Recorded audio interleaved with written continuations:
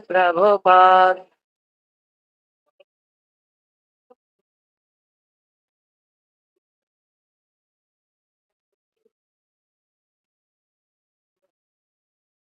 Jayam Vishnupada Paramahamsa Parivirtana Stotra Shata Shri Shri Srimad Divine Grace Labachana Arvinda Bhakti Vedanta Swami Srila Prabhupada Ki Jai. ISKCON founder Acharya, beauty founder Acharya, save the whole world Jagat Guru Srila Prabhupada Ki Jai. अनंत कोटि वैष्णव वृंद की जय। ग्रंथराज श्रीमद् भागवतम की जय। ताई गोपी मनंदे हरि गो। ओम नमो भगवते वासुदेवाय। ओम नमो भगवते वासुदेवाय। ओम नमो भगवते वासुदेवाय। नारायणं नमस्कृत्य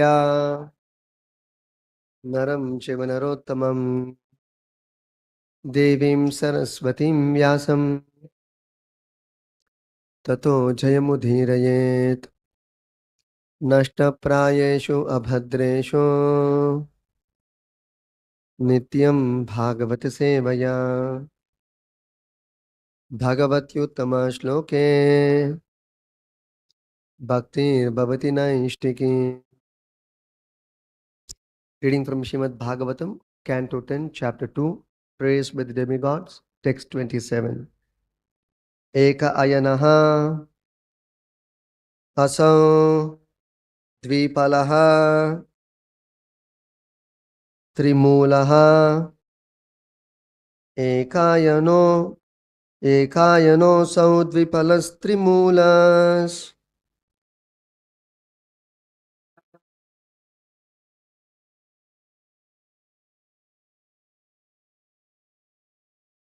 chatuhu rasaha panchavidaha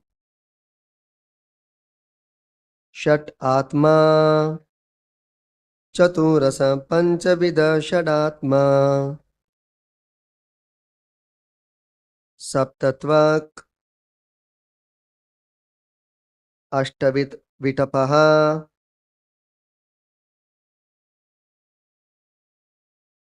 नव अक्षः सप्तत्वगष्टविटप नवाक्षो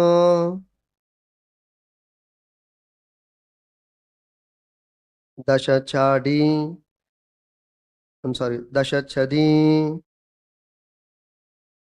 द्विकगः ई आदिवृक्षः दशचाडी द्विकगो ह्यादिवृक्षः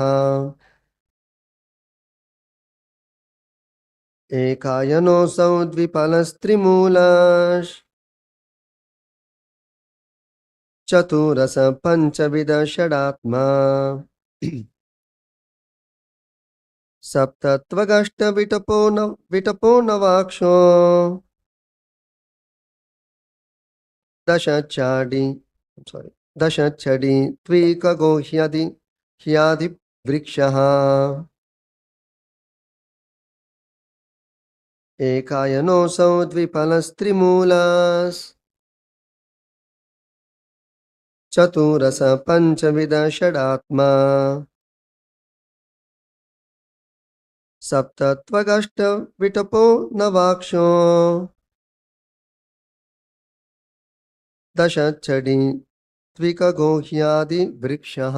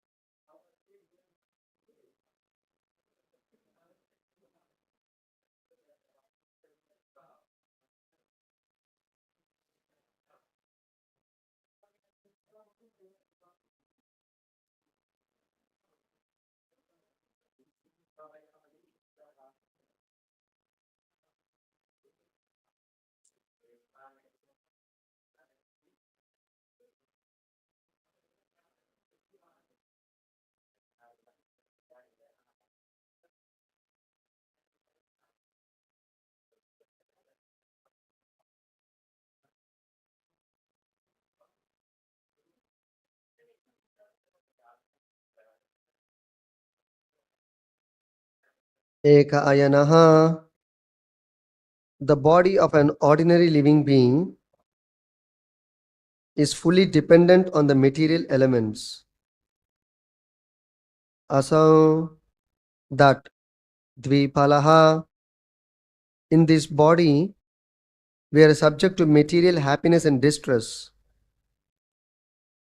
which result from karma.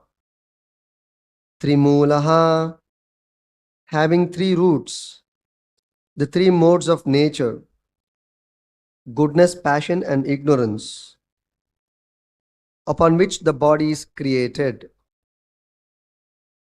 Chatu rasaha, four rasas or tastes. Panchavidaha, consisting of five senses for acquiring knowledge: the eyes, ears, nose, tongue, and touch. Shat Atma, six circumstances: lamentation, illusion, old age, death, hunger and thirst. Saptatvak, having seven coverings: skin, blood, muscle, fat, bone, marrow, and semen. Ashtavitapaha, eight branches, the five gross elements: earth, water, fire, air, and ether, and also the mind, intelligence, and ego. Nava Akshaha, nine holes. Dasha Chadi, 10 kinds of life air, resembling the leaves of a tree. Dvikagaha, two birds, the individual soul and the super soul. He, indeed. Adivikshaha, this is the original tree or construction of the material body, whether individual or universal. Translation and purport by His Divine Grace, Srila Bhakti Arvind Bhakti Vedanta Swami Srila Prabhupada Ki Jai. Translation. The body, the total body and the individual body are of the same composition, may figuratively be called the original tree. From this tree, which fully depends on the ground of material nature, come two kinds of fruits: the enjoyment of happiness and the suffering of distress. The cause of the tree forming its three roots is association with the three modes of material nature: goodness, passion, and ignorance. The fruits of bodily happiness have four tastes: religiosity, economic development, sense gratification, and liberation, which are experienced through five senses for acquiring knowledge in the midst of six circumstances: lamentation, illusion, old age, death, hunger, and thirst. The seven layers of bark covering the tree are skin, blood, muscle, fat, bone, marrow, and semen. And the eight branches of the tree are the five gross and three subtle elements: earth, water, fire, air, ether, mind, intelligence, and false ego.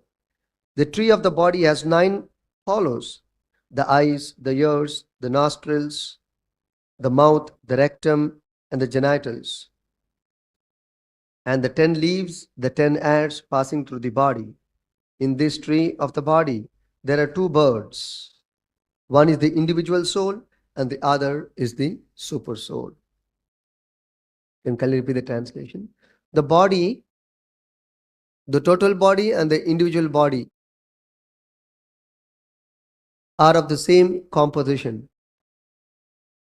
may figuratively be called the original tree.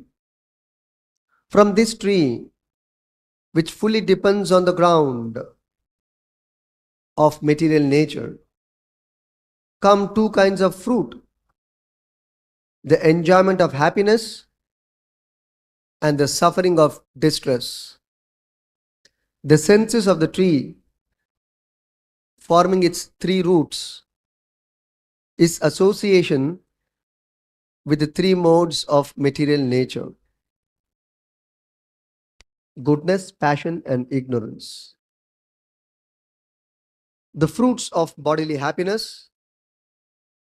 have four tastes: religiosity, economic development, sense gratification, and liberation, which are experienced through five senses for acquiring knowledge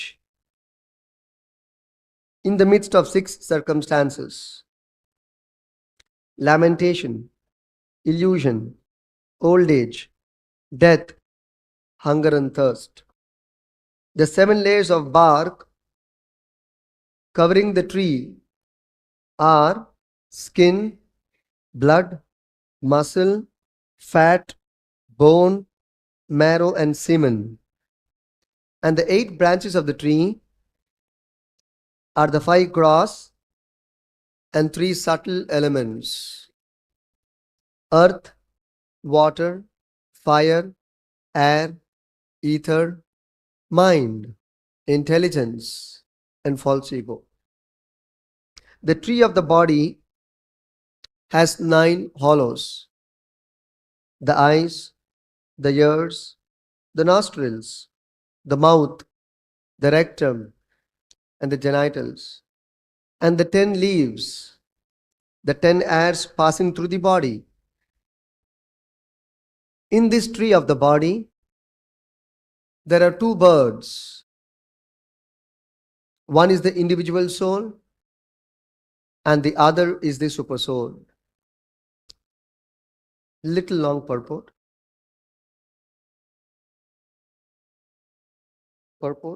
This material world is composed of 5 principal elements: earth, water, fire, air, and ether, all of which are emanations from Krishna. Although materialistic scientists may accept these 5 primary elements as the cause of the material manifestation, these elements in their gross and subtle states are produced by Krishna, whose marginal potency also produces the living entities working within this material world. The 7th chapter of Bhagavad Gita clearly states that the entire cosmic manifestation is a combination of two of Krishna's energies, the superior energy and the inferior energy. The living entities are the superior energy, and the inanimate material elements are his inferior energy. In the dormant stage, everything rests in Krishna. Material scientists cannot give such a thorough analysis of the material structure of the body. The analysis of the material scientists concerns itself only with inanimate matter. But this is inadequate because the living entity is completely separate from the material bodily structure. In the Bhagavad Gita 7.5, the Lord says, Apareyamitastvanyam prakritim vidyame param jiva bhutam mahabaho yayedam dharyate jagat. Besides this inferior nature, O mighty armed Arjuna, there is a superior energy of mind which consists of all the living entities who are struggling with material nature and are sustaining the universe. Although the material elements emanate from the Supreme Personality of Godhead, Krishna, they are separated elements and are sustained by the living elements. As indicated by the word Dvi, Kagaha, the living elements within the body resemble two birds in a tree. Kaga, Ka means sky and Ga means one who flies. Thus the word Dvi, Kagaha refers to two birds. In the tree of the body there are two birds or two living elements, and they are always different. In Bhagavad Gita 13.3, the Lord says, Kshetragnam chapi mam vidhi sarva kshetreshu bharata. O ISKCON of Bharata, you should understand that I am also the knower in all the bodies. The Kshetragya, the owner of the body, is called the Kaga, the living entity. Within the body there are two such Kshetragnas, the individual soul and the super soul. The individual soul is the owner of his individual body, but the super soul is present within the bodies of all living entities. Such a thorough analysis and understanding of the bodily structure cannot be obtained anywhere but in the Vedic literature. When two birds enter a tree, one may foolishly think that the birds become one or merge with the tree, but actually they do not. Rather, each bird keeps its individual identity. Similarly, the individual soul and the supersoul do not become one, nor do they merge with matter. The living entity lives close to matter, but this does not mean that he merges or mixes with it. Asango hi ayam purushaha. Although material scientists mistakenly see the organic and inorganic or animate and inanimate to be mixed. Vedic knowledge has been kept imprisoned or concealed, but every human being needs to understand it in truth. The modern civilization of ignorance is simply engaged in analyzing the body, and thus people come to the erroneous conclusion that the living force within the body is generated under certain material conditions. People have no information of the soul, but this verse gives the perfect explanation that there are two living forces, Dvi, Kaga, the individual soul and the super soul. The super soul is present in every body. Ishvara sarva bhutanam hrid deshe arjuna tishtati. Whereas the individual soul is situated only in his own body, Dehi, and is transmigrating from one body to another. Thus ends the Bhaktivedanta purport and translation to Canto 10, Chapter 2, Text 27 of Srimad Bhagavatam. होमज्ञानतिमिरान्धस्य ज्ञानाञ्जनशलाकया चक्षुन्मीलितं येन तस्मै श्रीगुरवे नमः। नमो विष्णुपादाय कृष्णप्रेष्ठाय भूतले श्रीमते भक्तिवेदान्तस्वामिनिति नामिने। नमस्ते सारस्वते देवे गौरवाणि प्रचारिणे निर्विशेष शून्यवादी पाश्चात्य देशतारिणे। जय श्री कृष्ण चैतन्य प्रभु नित्यानंद श्री अद्वैत गदाधर श्रीवासादि गौर भक्त वृंदा। हरे कृष्णा कृष्ण कृष्ण हरे हरे, हरे Ram Ram Ram Hare Hare.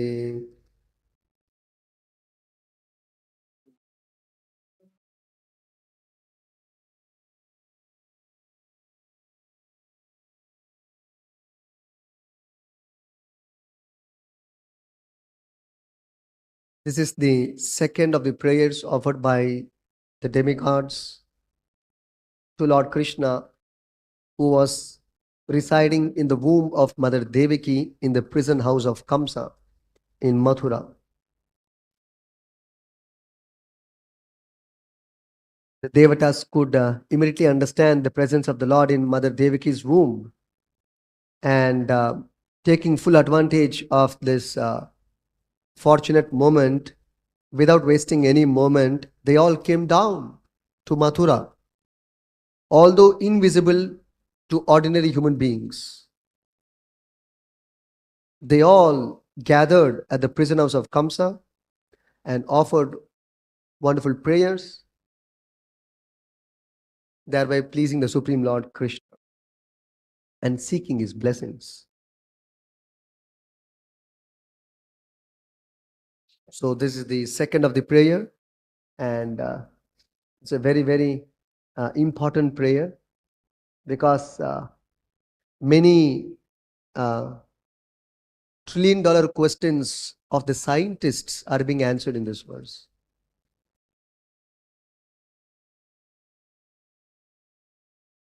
For which the scientists have been researching ages together, is very nicely explained by the Devatas in one single verse about the construction and constitution of this body, construction and constitution of this universe, of this creation. It's a big mystery even today, with all the scientific advancement and all the aggregate knowledge of all the scientists till date. This creation is still a mystery and continues to remain a mystery, and will ever remain a mystery for the scientists. Why? There is reason. We will try to understand it in the course of our discussion. So here the Devatas are praying to the Supreme Lord Krishna, glorifying the Lord in this way.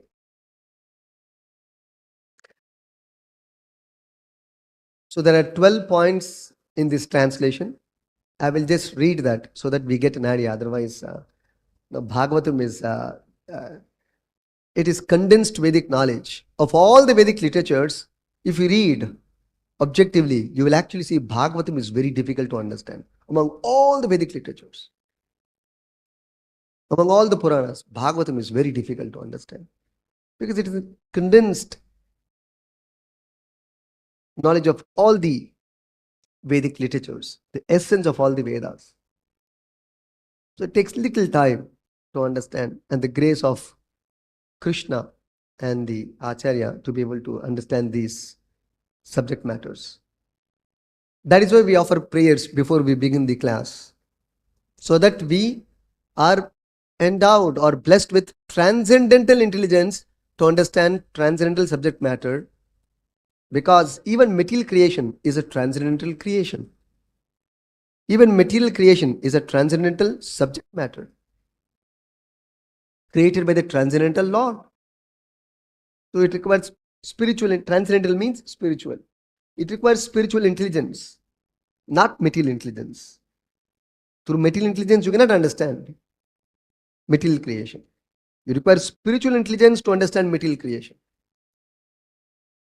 Therefore, we pray to Vyasadev, Narad Muni, Shukadev Goswami, and all these great personalities before we begin the Bhagavatam, that they grace us so that we can understand the subject matter nicely and become nice devotees of Krishna.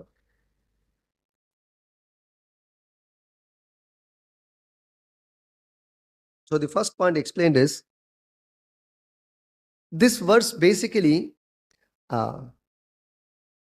has taken a figurative approach in explaining our body and the universal body or the creation. Figurative means it's a kind of usage of metaphor, comparing two things, one to the other, to make us understand better. Sometimes when comparison is given, it's easy for a common man to understand. For a common man. So this body is figuratively being described as the original tree. So it's a comparison between this body and a tree. So from that context, now let's understand.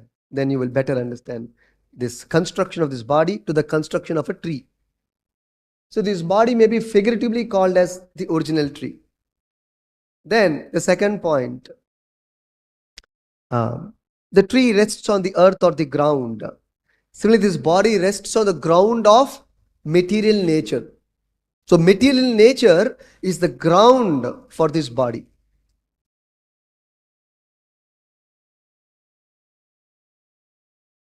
Then, how this tree is growing or how this body is growing, that is explained. From this tree, which fully depends on the ground of material nature, come two kinds of, come two kinds of fruit. So this tree produces two kinds of fruits. One is the enjoyment of happiness, the other is the suffering of distress. Just like a tree produces two kinds of fruits. One is sweet fruit, one is bitter fruit. Similarly, this body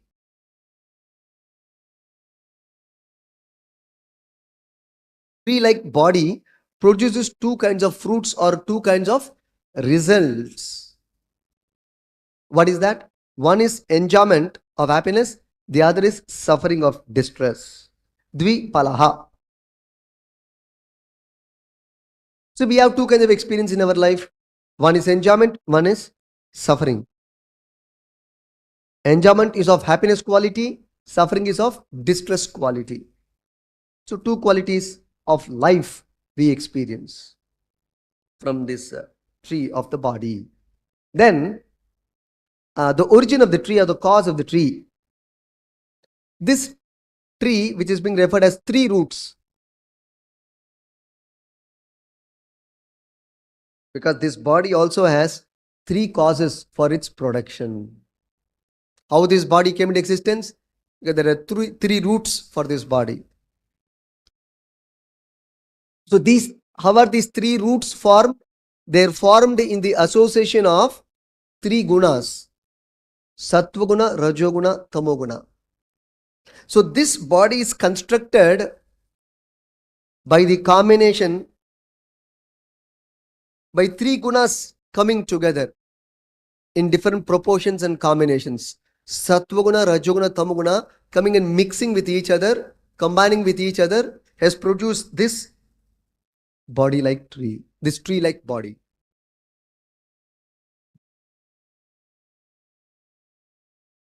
So that was the fourth point. Then the fifth point is this bodily happiness, one of the fruit which is being described. They have 4 tastes. This particular fruit has 4 tastes. Similarly, the bodily happiness of the living being is of 4 tastes. We have heard of Shad Rasa. What is this? Chatur Rasa. So that's being described. What is Chatur Rasaha? Chatur Rasaha. It refers to religiosity, economic development, sense gratification, liberation. Dharma, Artha, Kama, Moksha. Prabhupada explains in a footnote, as the root of a tree extracts water or rasa from the earth. Rasa means water. As the roots extract its rasa from the earth, similarly this body extracts its juice of life from dharma, artha, kama, moksha. And that is why all the people of this world are sustained by this dharma, artha, kama, moksha. Just like the roots are sustained by extracting water from the earth, similarly the jivas actually sustain by this dharma, artha, kama, moksha. And if you give this dharma, artha, kama, moksha path and take to atheism or godlessness, you will dry up and die. Just like if the roots cannot extract water from the earth, it will dry up and die.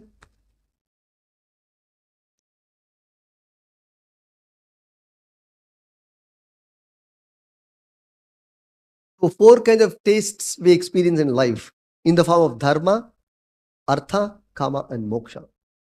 Each has a specific taste and result. But how are we experiencing these 4 tastes? How are we becoming aware of these 4 tastes?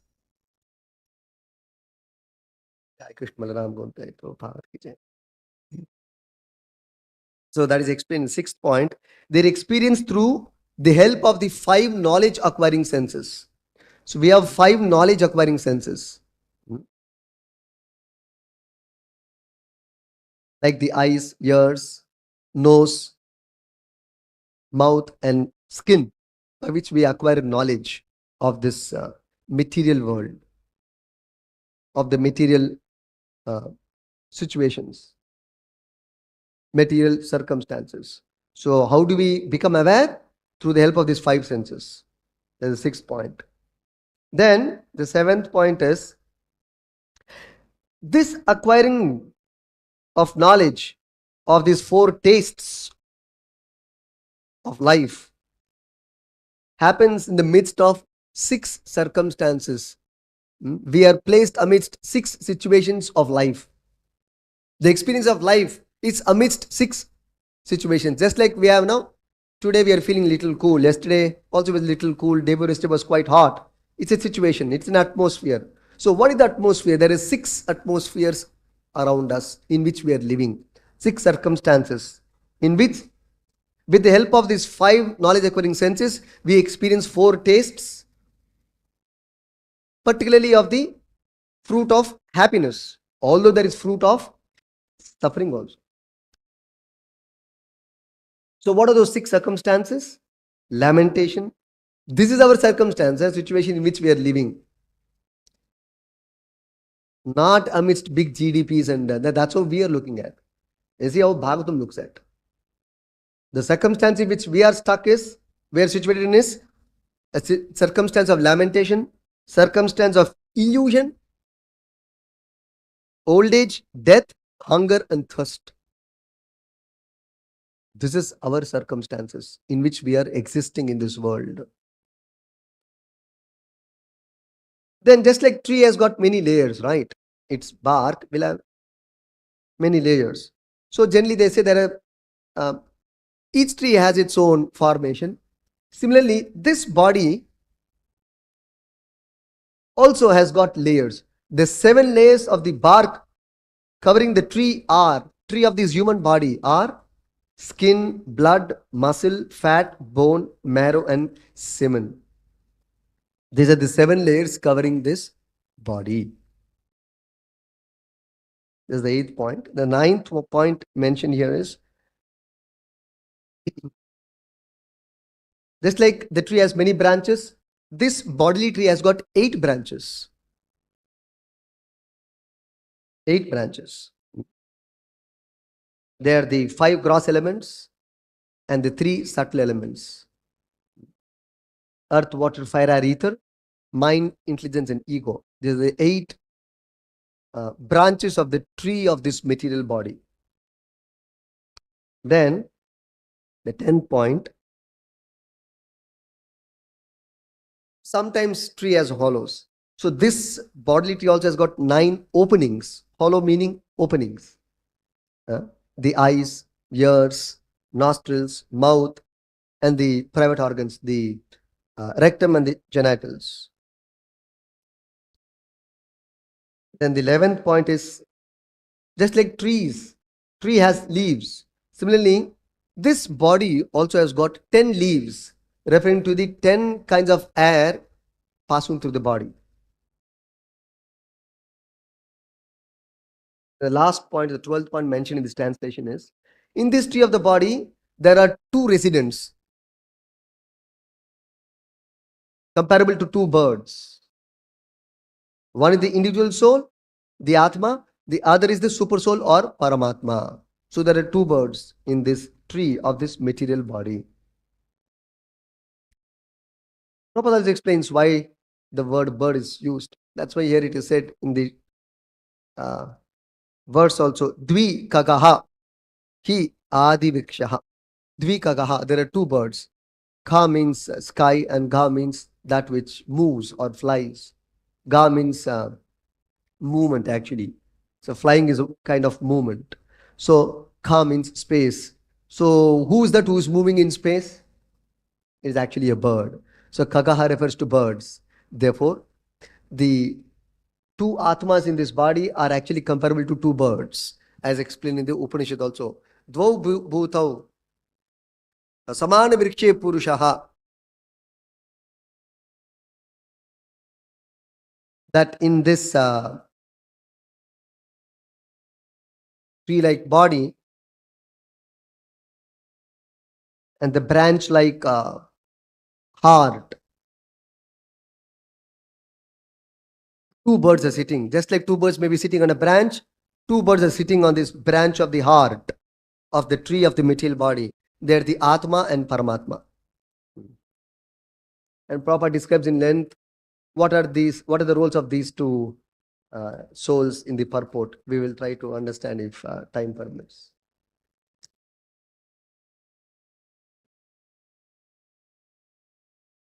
So this is the comparison given here about this bodily tree and its entire construction, how nicely, detailedly, yet very crisply and eloquently explained by the Devatas, presented by the Devatas. One verse, the entire universe and this material body is being explained so nicely.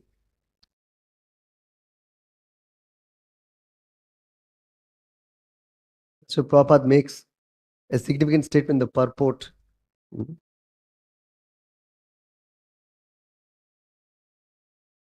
Such a thorough analysis and understanding of the bodily structure cannot be obtained anywhere but in the Vedic literature. So clear understanding.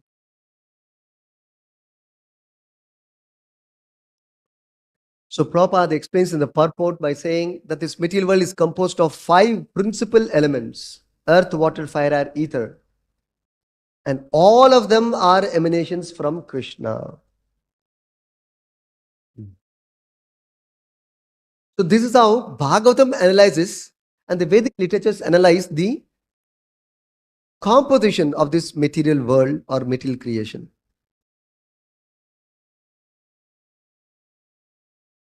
Something different than the way the modern science or the scientists analyze the composition of this world.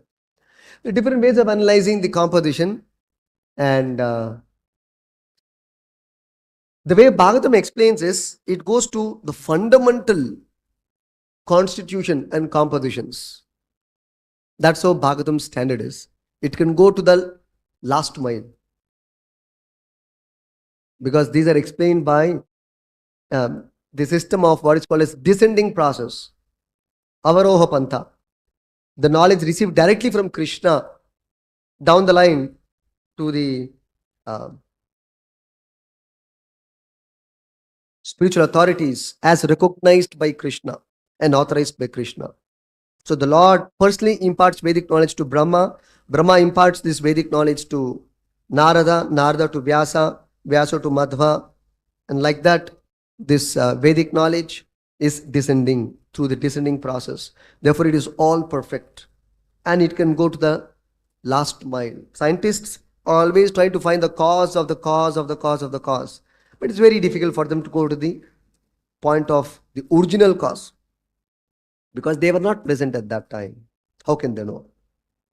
Because we're only an effect, we're not the cause, so you can never know the cause, because we're only an effect of the cause. Meaning, we came from God or Krishna, so we can never know God or Krishna by our own effort or endeavor. As much as Srila Prabhupada gives an example, the son can never know his father, because after all, son appeared after the father. How can the son ever know his origin? It is a foolish attempt for the son to know his origin without taking help of the authority in this subject called the mother. So one should approach the mother to know who is the father. She is the perfect authority who will indicate who is the father. Similarly, Veda Mata, the Vedic literatures point out who is the father, Krishna. The origin of everything, both animate and inanimate, organic and inorganic, matter and spirit. There can only be one origin. There are no two origins. In the ultimate issue, there is only one origin, and that is Krishna.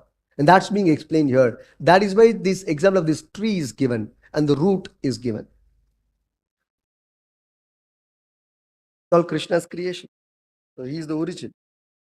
But you cannot know the origin by your effort, because you came later on.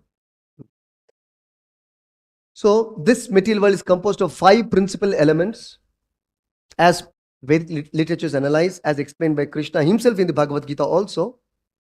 And we get information from Lord Krishna directly.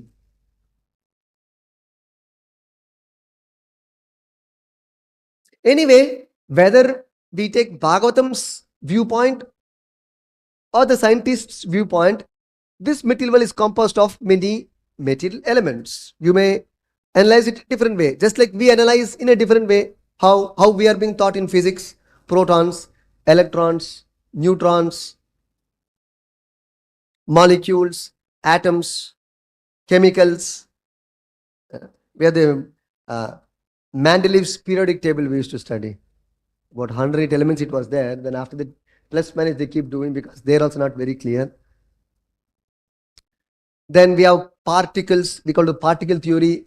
Then we have the waves, called the wave theory.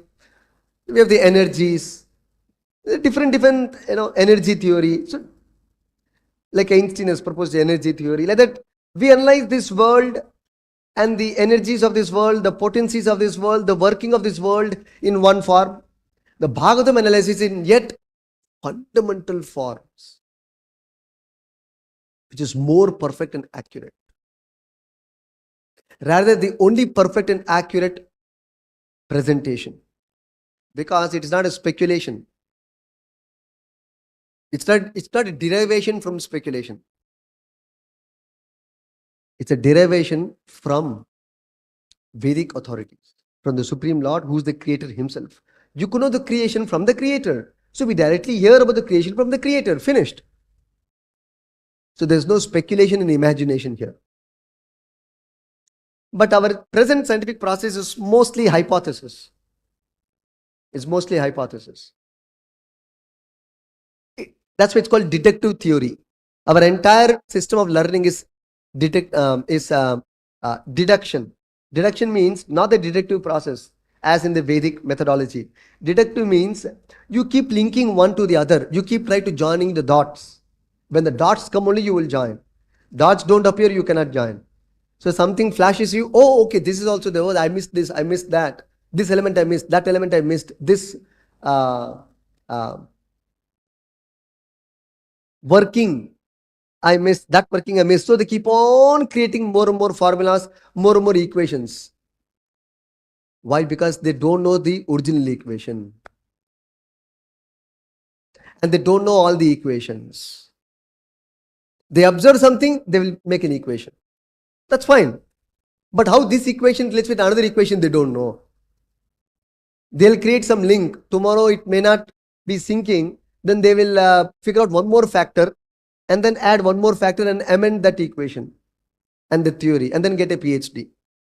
This is how our learning is proceeding. But that's not the way Bhagavatam Vedic literatures are.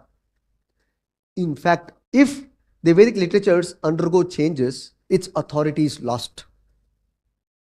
Its authority is lost. This is discussed in Chaitanya Charitamrita by Chaitanya Mahaprabhu to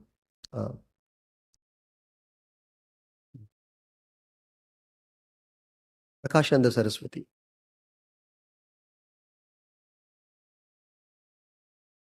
If there is any change in Vedic literature, it loses its authority. That means Vedic literatures are so perfect that there is no change absolutely. Whatever is spoken is all perfect to the last mile. There are no imperfections, illusions, misconceptions in Vedic literatures. Because it is spoken by the all-perfect Supreme Lord, who is free from all the defects of a normal human being. So there are 5 gross elements, which is the composition of this material creation. And fundamental to the creation of these 5 gross elements is what is called as material energy. So material energy produces these 5 gross material elements that the scientists don't know. First of all, they don't know the fundamental material elements, they don't know. And what produces these fundamental elements also they don't know. They observe only some effect elements, what is created. Fundamental elements they don't know. That is described here, fundamental elements, here and Bhagavad Gita and all. Fundamental elements of creation. 8 in number. First is 5, then that is also gross when it comes to gross manifestation. As we go to subtle level, not even perceivable. Mind, intelligence and ego, not even perceivable. But all these things are produced by what is called as the Lord's one energy called material energy. Because the Lord has got many energies. Parasa Shaktir Vividaiva Shruyate. The Lord has got many multifarious energies, of which one of them is material energy. That means material energy is not the only energy of the Lord's creation, of Krishna. He has got many varieties of energies. One variety is material energy. Then there is spiritual energy. Then there is marginal energy. This is discussed in Vishnu Purana also. Vishnu Shakti Para Prokta, Kshetrajnas Tatha Para.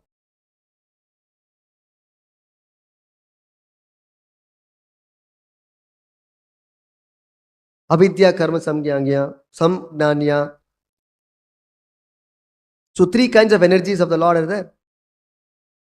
There's a marginal potency, there's an internal potency, there's an external potency. So in any way, these elements are there, whether we analyze from science modern science perspective or from the Vedic perspective, the elements are there. And the combinations of these elements, however you analyze, either in the Vedic way of fundamental composition or in the modern way of protons, electrons, neutrons, combination of all these things produces further material elements, which brings up all this variety in the creation. Just like the example is given, originally there are only three colors: red, blue, and yellow. And permutation combination of all these colors produces multifarious colors. Practically unlimited colors comes about by different variations and proportions of these three primary colors. Similarly, by the different combinations of earth, water, fire, air, ether, mind, intelligence, and ego, all animate and inanimate, organic and inorganic creations have sprung up, as is visible today. And something which is not visible also to the naked eye or the gross eye. But an important point to note is all of these manifestations are emanations from Krishna. A very important point. Now, Prabhupada says in the next sentence a very important point. Although the scientists, materialistic scientists, Prabhupada says materialistic scientists, that means there are spiritualistic scientists also. So, the materialistic scientist perspective, Prabhupada is explaining. Although materialistic scientists may accept the five primary elements as a cause of the material manifestation, these elements in their gross and subtle states are produced by Krishna. See? How this is a very scientific verse. So these elements, if it is visible to the five knowledge acquiring senses, they are called gross. If it is not visible, they remain in their subtle state. So whether the elements manifest their gross state or they remain in their subtle state, either case they are produced by Krishna. But the modern scientists, who are mostly materialistic, they may accept the five primary elements of the cause of material manifestation, but they do not know the creator of this material elements. That is the defect of the modern scientist. A limitation of the modern scientist in not being able to trace out the source of all this material manifestation. So, this is actually true not only with scientists, that they're not able to trace the history or the origin. Even Brahma also was in the same dilemma. Brahma also was in the same dilemma. So it is explained when Brahma was created by Garbhodakashayi Vishnu. Garbhodakashayi Vishnu, when he was lying on the universal cosmic Garbha waters, on the bed of Ananta Sesha, there is a universal lotus stemming from his navel, and upon the lotus, Lord Brahma, supposed to be the creator of this universe or the secondary creator of the universe, was manifested by Vishnu. So when Brahma was created, he wanted to know the origin where from he appeared. So he sat and thought for a long time. He could not understand his origin. So he came out of the lotus, universal lotus.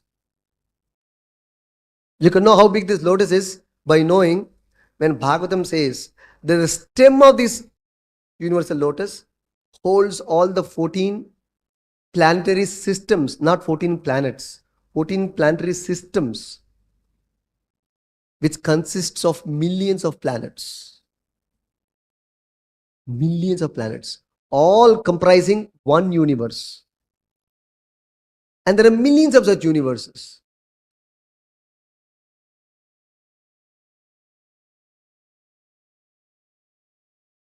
Millions of Garbhodakashayi Vishnus.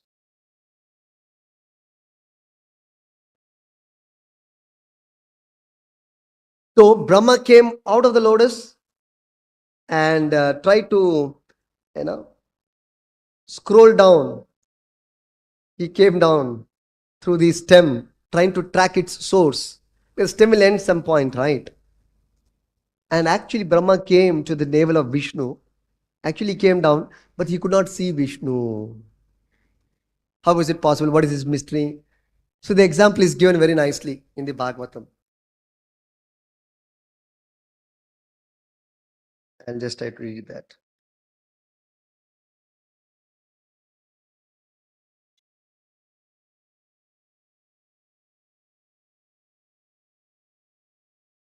So Prahlad Maharaj, in his prayers to Lord Narasimhadeva, in 2 verses has explained this phenomenon and mystery.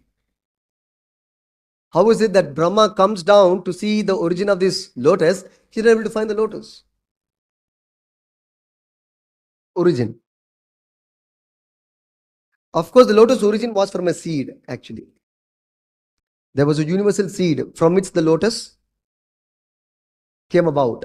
And that seed was produced from the navel of Garbhodakashayi Vishnu. So neither Brahma could see the seed, nor Brahma could see the person who produced the seed.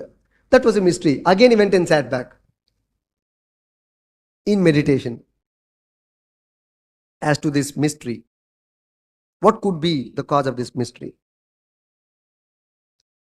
Of course, when Brahma did meditation for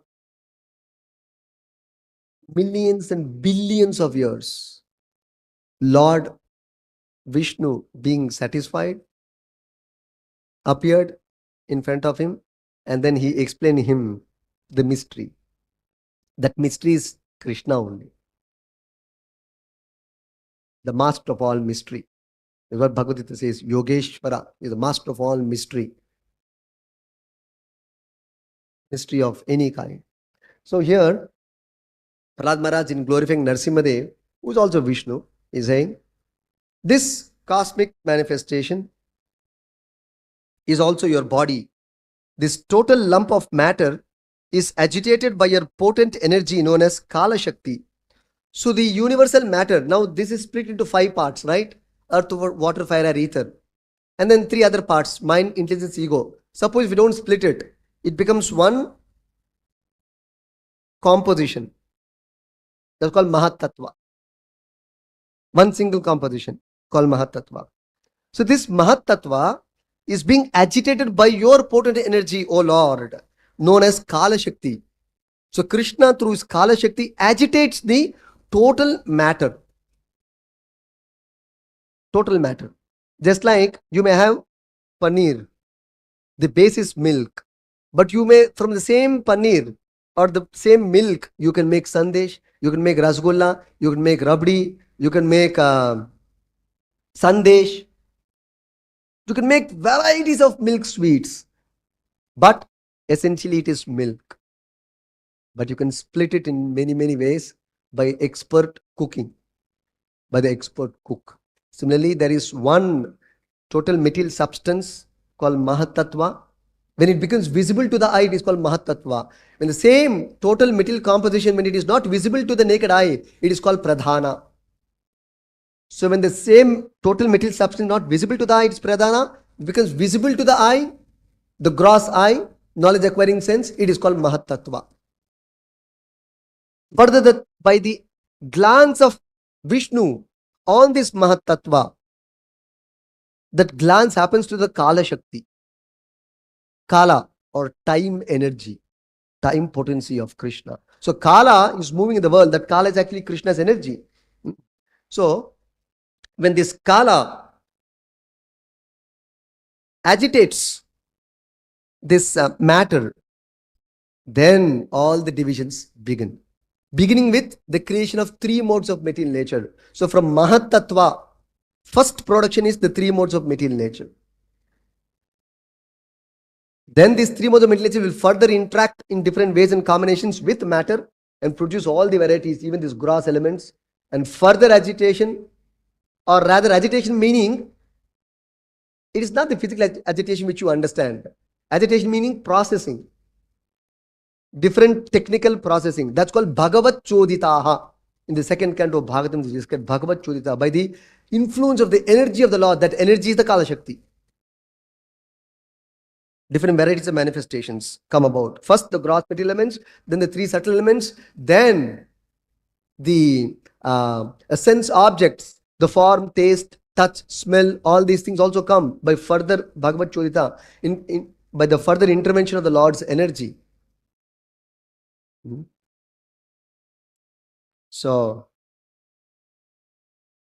the three modes are manifested, and you awaken from the bed of Sesha, and from your navel a small transcendental seed is generated. So Prahlad is saying, see, small boy already knows all these things. Big scientists are not able to understand. What is the origin of proton, electron and neutron? Okay, atom is made of proton, electron, neutron, but what is the origin of, first of all, origin of atom. Secondly, origin of proton, electron, neutron. Where are they emerging from? They say it's a Big Bang. That is explained by Prahlad here. What is the Big Bang? We'll see that. So, first of all, there is a transcendental seed. See, it's important to know. That's why when we all say material creation also spiritual, every time we say, even material creation, matter is also spiritual. How? We say matter is also spirit, essentially, in the ultimate issue. Where is that reference? This verse, 7:9:33 Bhagavatam. That matter is originally spirit or spiritual. Because this, from Garbhodakshaya Vishnu, there's a production of transcendental seed. That transcendental seed sprouts and becomes the universal lotus stem, upon which further Brahma also is given birth to. So Brahma is also a created being, not the creator. He is only a secondary creator. The primary creator is Vishnu. So there's a transcendental seed which is generated, and it is from this seed that the lotus flower of gigantic universe is manifested. Exactly as a banyan tree grows from a small seed. A huge banyan tree grows from a small seed. But the mystery is here now. The mystery is, when the banyan tree is grown up, the seed becomes invisible. Yet, the cause of the banyan tree is the seed. But when the seed becomes a tree, the seed itself becomes invisible. Similarly, the Lord is the cause of everything. But when the Lord becomes everything in the form of this cosmic manifestation, He Himself becomes invisible. So this is the mystery. That is explained in the Bhagavad Gita 9th chapter by Krishna. The famous was, Maya tatam idam sarvam jagat avyaktam murtina. Matstani sarvabhutani nachaham teshu avastitham. In this way I am situated in this verse. I am permeated in this verse. I have spread across the length and breadth of this creation, and I have thereby become invisible. That when the seed becomes a tree, the seed itself is not seen. There is a guava seed you sow in the ground, and then gives a guava fruit. But the fruit has come from the seed, but the seed itself has become invisible. Very interesting example. So therefore the Lord is invisible for the common man. But the fact is that without the seed there is no fruit. It's a common sense. Similarly, without the seed of creation, there is no creation. That seed is always spiritual or transcendental, because it is produced by the spiritual being, supreme spiritual being called Vishnu, whose entire existence is spiritual, not material. Material creation is coming from Vishnu, whose identity is completely spiritual. So matter came much later. Matter is a production. Spirit is not a production or a creation. Matter is a creation. Spirit is not a creation. Not a creation. Rather, it sustains matter. Sustains matter in all its phases of creation, maintenance, destruction. Spirit sustains matter in all its phases. Another example is given in Bhagavatam elsewhere. I don't have time to quote the detailed references. Beautiful verses are there in Bhagavatam. I'll just tell the verse numbers, at least you can have some small exercise. It will be very interesting to study. So this is explained by Prahlad in 7th canto, 9th chapter, 33 and 34, which I described now, about this seed example. Then,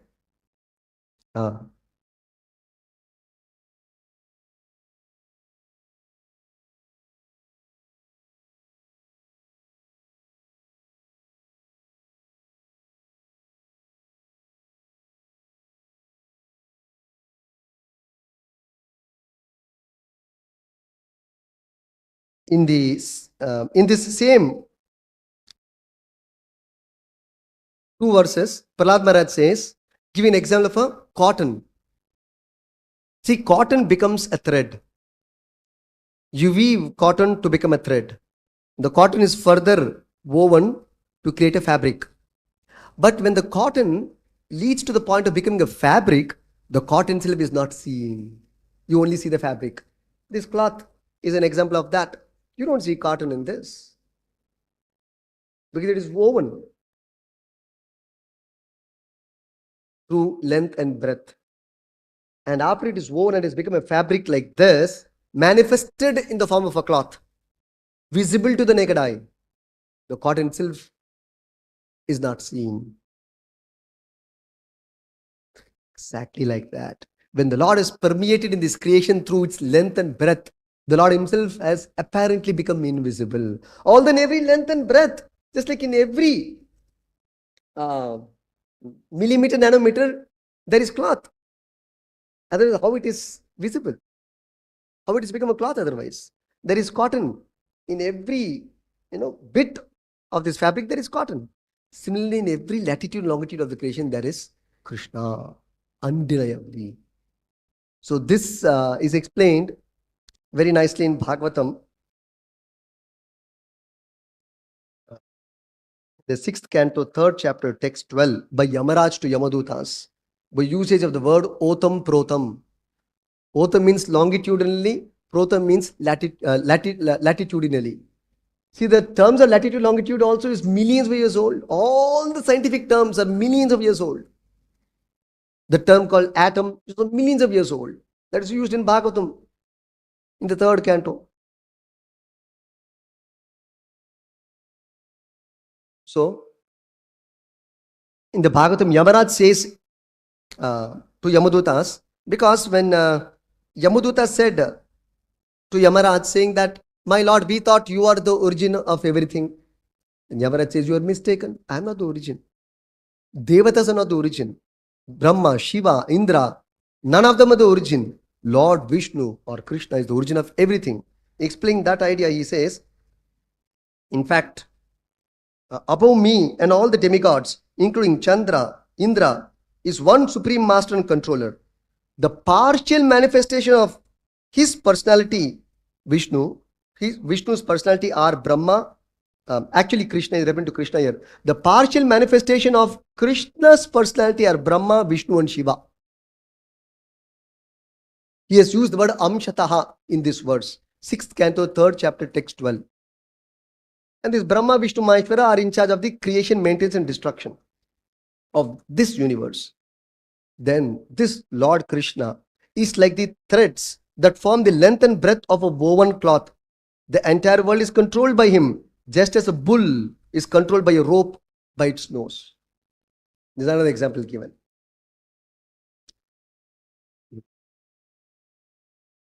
So Bhagirath Rishi also explains the same thing when he offers his prayers to Ganga, requesting her to come to this earth. He offered one nice prayer because Ganga was refusing to come to earth. She's saying that people are very sinful here. They'll just come and take path and render me sinful. I will not come. Then Bhagirath says, no, Ganga Devi, please don't worry. Lord Shiva, who is a partial incarnation, who is one of the incarnations of Krishna, for the purpose of sustaining this world, he will have the strength to hold you. Don't worry. Please come down. He will hold you upon his head. That's why it's called Gangadhara. And then Ganga agrees. And then he says, further, there are pure devotees who will come and take bath in your river. And will render you sinless. So do not worry, Ganga. Then she said, okay, then if I'll come with great force, the earth will become, will be split into two. I will come with such great force that the earth will become completely separated. I will go straight to Patala region. Rasatala and Patala. That much will be my force. He said, don't worry, Shiva will hold you. It's very powerful incarnation of the Lord, of Lord Vishnu. He will hold you. Do not worry. So on these two conditions, she agrees to come, and then she comes down to the earth and purifies all Bhagirath's ancestors. And we are fortunate to have Mother Ganga here. So in appeasing Mother Ganga and obliging Mother Ganga to come down, Bhagiratha says, like a cloth woven of threads extending for its length and breadth, this entire universe in all its latitude and longitude is situated under different potencies of the Supreme Personality of Godhead. You see? So like that. And finally, I will close with this one last verse, a very interesting verse, Bhagavatam again, offered by Prahlad Maharaj, this prayer offered by Prahlad Maharaj, in 7th canto, 9th chapter, text number 20. Very famous scientific verse of Bhagavatam. Yasmin yato yarhi yena cha yasya yasmad yasmai yata yad utayas tvapara parova bhava karoti vikaroti pritak swabhava sanchoditas tad akilam bhavata swarupam. See how Krishna's presence in this world is explained by Prahlad. Possible to separate Krishna from the creation. You may see, you may not see. What you don't see is also Krishna. What you see is also Krishna. This is Prahlad's explanation. You see how he explains. Everyone in this material world is influenced by your energy, oh my Lord. The cause for which they work, the place where they work, the time when they work, the matter due to which they work, the goal of life they have considered as final, the process for obtaining that goal, all are nothing but manifestations of your energy. And indeed, since the energy and energetic are identical, all of them are but manifestations of you. So we cannot avoid Krishna in our life. You may see, you may not see. That's a different thing. It's a question of knowledge, recognition. That's all. The Prabhupada says you cannot expect to see the chairman of a big establishment. That doesn't mean that there's no chairman. The very existence of the establishment establishes the establisher or the chairman. Similarly, the very existence of creation establishes the creator by default. No need of analyzing or seeing or understanding. It is obvious. So, therefore, to that Supreme Lord, Krishna, these Devatas offering wonderful prayers, seeking his blessings. Similarly, following their footsteps, we should also offer our prayers to Krishna, seeking his blessings to remove this ignorance of material existence and render transcendental loving service. Because what is the goal? If we are part and parcel of Krishna, then our duty is to serve that Supreme Lord. So finally it comes to this conclusion that we are obliged to serve the Lord for our own good, because we are only branches or leaves of the root of the Supreme Lord. The Supreme Lord is the root and the seed, and we are all the manifestations of that seed of the Supreme Lord. The Lord is the original spiritual seed, and we are the further manifestations of that spiritual seed sprouting. Therefore, we owe our seva to the Supreme Lord. So I'll stop here. Kantarat Srimad Bhagavatam ki jai. Prabhupada ki jai. I have some announcement.